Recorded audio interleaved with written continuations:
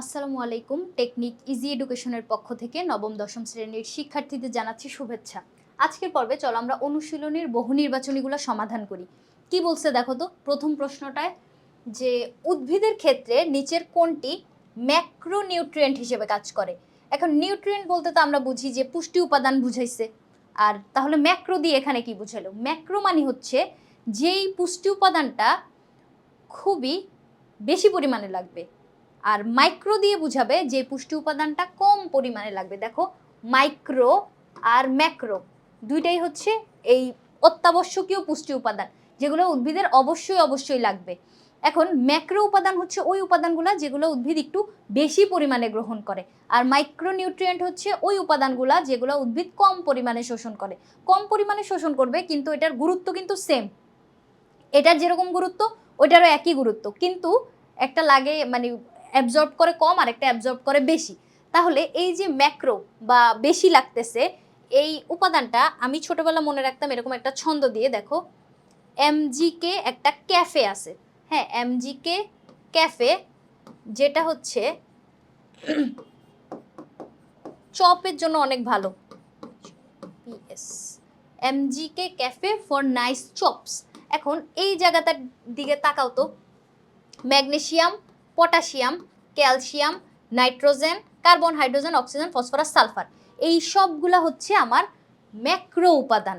তাহলে এই যে ম্যাক্রোনিউট্রিয়েন্ট এগুলো আমরা এখান থেকে মানে তুমি যদি মনে রাখতে পারো তাহলে তো থাকলোই, আর যদি মনে রাখতে না পারো তা সেক্ষেত্রে এই ছন্দটা মনে রাখতে পারো। Magnesium, potassium, calcium, nitrogen, carbon, hydrogen, oxygen, phosphorus, sulphur. কয়টা হইল? 1 2 3 4 5 6 7 8 9। এই যে 9টা উপাদান, এই 9টা উপাদান হচ্ছে আমাদের ম্যাক্রোনিউট্রিয়েন্ট। যদি জিজ্ঞেস করে কখনো যে ম্যাক্রো উপাদান কয়টা, আমরা বলবো ম্যাক্রো উপাদান হচ্ছে 9টা, আর মাইক্রো উপাদান হচ্ছে 7টি। 7 আর 9 কত হইল? মোট 16টা উপাদান আমাদের হচ্ছে উদ্ভিদের জন্য অত্যাবশ্যকীয়, অবশ্যই লাগবে। তাহলে এইখানে তাকাও তো, 10টা মানে হচ্ছে কপার, বোরন, ক্লোরিন, এইগুলা একটাও কি তুমি এইখানে দেখতে পাচ্ছ? ম্যাক্রো উপাদানের ভিতরে কি আমি লিখছি এগুলাকে? না, তাহলে ওরা ম্যাক্রো উপাদানের অন্তর্ভুক্ত না। কিন্তু পটাশিয়াম দেখো তো, এই যে পটাশিয়াম লিখছি না আমি 2 নম্বরে, এই পটাশিয়ামটা হচ্ছে আমাদের ম্যাক্রো উপাদান। তাহলে নিচের কোনটি ম্যাক্রো উপাদান? পটাশিয়াম হচ্ছে একটা ম্যাক্রো উপাদান যেটা উদ্ভিদ বেশি পরিমাণে শোষণ করে। এরপরে কি বলছে দেখো তো, ক্লোরোসিস কি? ক্লোরোসিস হচ্ছে ক্লোরোফিলের অভাবে হওয়া একটা রোগ। তাহলে ক্লোরোফিল এটা কি জিনিস?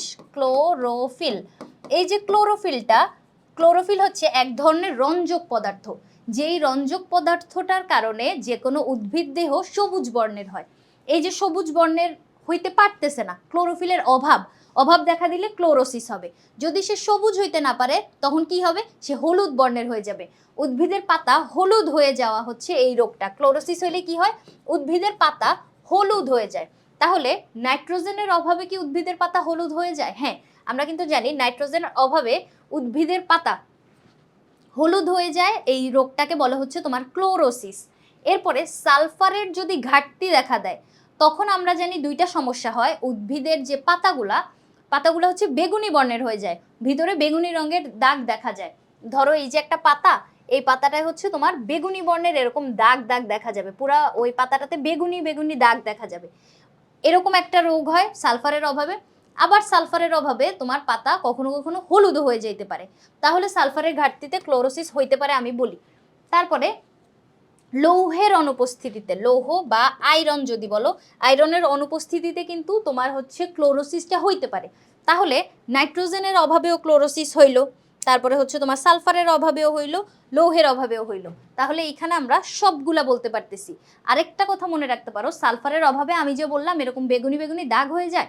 অনেক সময় যারা হচ্ছে টবে করে ছোট্ট গাছ বিক্রি করে না, ঘরে সাজানোর জন্য যে গাছগুলা, ওগুলাই ওরা ইচ্ছা করে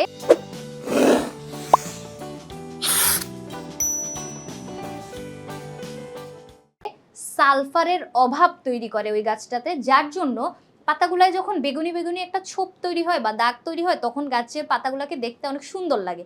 তো ওরা হচ্ছে ইচ্ছাকৃতভাবে অনেক সময় গাছে সার যখন দেয় সালফারটা দেয় না, যার জন্য ওই সালফারের অভাবে গাছটাতে এরকম ছোপ ছোপ দাগ দেখা যায়, যার জন্য এটা সুন্দর লাগে। তাহলে আমরা এখানে 3টাই উত্তর পাইলাম, তাই না? ঘ নাম্বারটা হচ্ছে এখানে উত্তর। এরপরে চলো যাই, কি বলছে দেখো তো। 5 বছর বয়সী সানজানা স্কুলে তার বইয়ের সব লেখা বুঝতে পারে, তবে রাতের বেলা পড়তে বসলে সে বইয়ের লেখাগুলো ঠিক মতো দেখতে পায় না।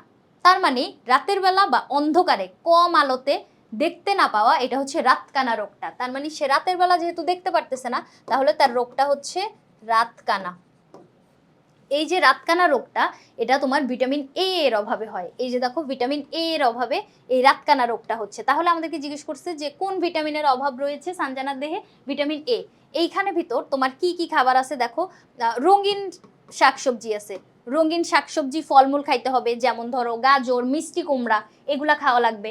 তারপরে হচ্ছে তোমার মাছ খাওয়া লাগবে, ছোট মাছ। ছোট মাছের ভিতরে আমরা মলা ঢেলা মাছ বুঝি, ছোট মাছ খাইতে হবে।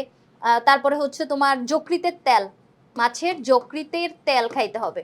এই খাবারগুলো খাইলে ভিটামিন এ এর অভাব থেকে সানজানা হচ্ছে মুক্তি পাইতে পারবে।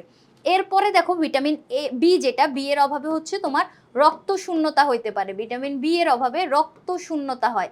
বি আবার অনেক ধরনের আছে, B9 আছে, B12 আছে, বা 12 কমপ্লেক্স, এগুলোর অভাবে রক্ত শূন্যতা হয়। ভিটামিন সি, যেটা ভিটামিন সি এর অভাবে আমাদের স্কারভি হইতে পারে। স্কারভি কি হয়? এখানে দাঁতের মাড়ি ক্ষয় হয়ে যায়, দাঁতের মাড়ি ক্ষয় হয়ে যায়, দাঁতগুলা তোমার মানে ভিটামিনের অভাবজনিত সমস্যাগুলো দেখা দেয় আর কি। আর ভিটামিন ডি, যেটা ভিটামিন ডি এর অভাবে হয় হচ্ছে তোমার রিকেটস হয়। রিকেটস হইলে পায়ের হাড় বেঁকে যায়, হাড়গুলা ভঙ্গুর হয়ে যায়, হাড়ের শক্তি কমে যায়। তখন কি হয়? শিশুদের ক্ষেত্রে এই রোগটা বেশি হয়। দেখো, পা এরকম হয়ে যায়, পায়ের হাড়গুলা এরকম ধনুকের মতো হয়ে যায়। এটা হচ্ছে আমাদের ভিটামিন ডি এর অভাবে হয়। তাহলে দেখো, জিজ্ঞেস করছে যে সানজানার সমস্যাটা কি? রাতকানা। রাতকানা হয় ভিটামিন এ এর অভাবে। এখন এই যে রাতকানা রোগটা, এটা নিয়ে আমি আরেকটু কথা বলতে চাই। রাতকানা যদি হয়, সেক্ষেত্রে রাতের বেলা যে দেখতে পায় না এরকম কথা না, কথাটা হচ্ছে কম আলোতে দেখতে পায় না, কম আলোতে দেখতে পায় না। এবং যদি এই রাতকানাটা আরেকটু খারাপ পর্যায়ে চলে যায়, রাতকানার কিন্তু 7 থেকে 8টা স্টেজ আছে। প্রাথমিক স্টেজটা হচ্ছে তোমার রাতকানা, 2, 3, 4 এরকম।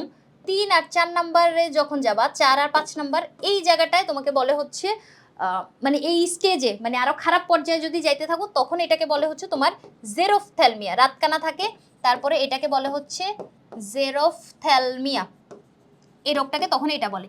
এরপরে যখন 6, 7, 8-এ চলে যায়, 6, 7, 8, তখন এই লাস্টের স্টেজে কি হয়? তোমার কর্নিয়া অনেক বেশি ক্ষতিগ্রস্ত হয় এবং অস্ত্রোপচার করার প্রয়োজন হয়।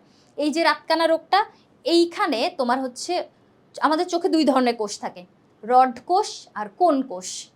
কি কি বললাম? রড কোষ এবং কোন কোষ। রড কোষ যখন ক্ষতিগ্রস্ত হচ্ছে, রড কোষটা যখন ক্ষতিগ্রস্ত হচ্ছে, তখন হচ্ছে এই রাতকানা বা চোখের এই সমস্যাটা হচ্ছে।